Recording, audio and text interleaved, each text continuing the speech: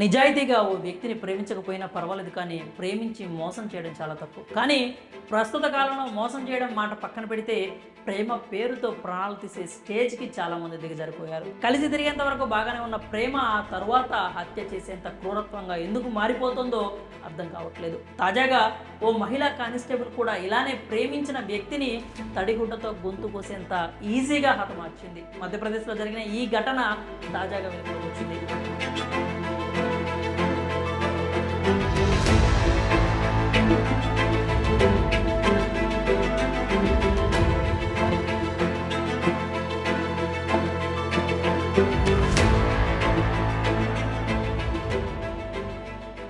పోలీసులు తెలిపిన వివరాల ప్రకారం మధ్యప్రదేశ్ రాష్ట్రం రాజ్గఢ్ జిల్లాలో పల్లవి సోలంకి అనే మహిళ కానిస్టేబుల్గా విధులు నిర్వహిస్తోంది. ఆమె కరణ్ అనే వ్యక్తిని ప్రేమించింది. చాలా కాలం నుంచి ప్రేమించుకుంటున్న ఈ జంట ఏం జరిగిందో తెలియదు, కానీ విడిపోయారు. కరణ్తో విడిపోయిన పల్లవి అదే స్టేషన్లో పనిచేస్తున్న ఎస్ఐ దీపాంకర్ గౌతమ్తో పరిచయం ఏర్పడింది. ఆ పరిచయం కాస్త ప్రేమగా మారడంతో ఇద్దరు చాలా క్లోజ్గా మాట్లాడుకునేవారు.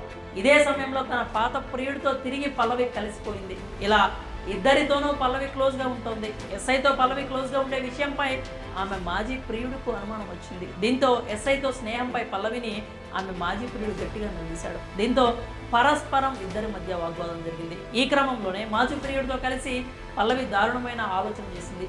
ఎక్కడ వీరిద్దరి ప్రేమకు ఎస్ఐ దీపాంకర్ అడ్డు వస్తాడేమోనని హత్య చేయాలని నిర్ణయించుకుంది. ఇక పథకం ప్రకారం మంగళవారం ఎస్ఐ దీపాంకర్ గౌతమ్ తన ఇంట్లో ఉండగా పల్లవి ఫోన్ చేసి భోపాల్ బైపాస్ వైపు రావాలని చెప్పింది. దీంతో బియోరా దేవాస్ హైవేపై దేహత్ పోలీస్ స్టేషన్ వైపు బైక్ పై వెళ్తున్నాడు. ఈ క్రమంలోనే ఎస్ఐ బైక్ ను కరణ్ పల్లవిలు కారుతో ఢీకొట్టారు. అయితే అప్పటికే దీపాంకర్ తప్పించుకునేందుకు ప్రయత్నించగా తమ కారుతో 30 మీటర్ల మేర ఆయన్ను ఈడ్చుకెళ్లారు.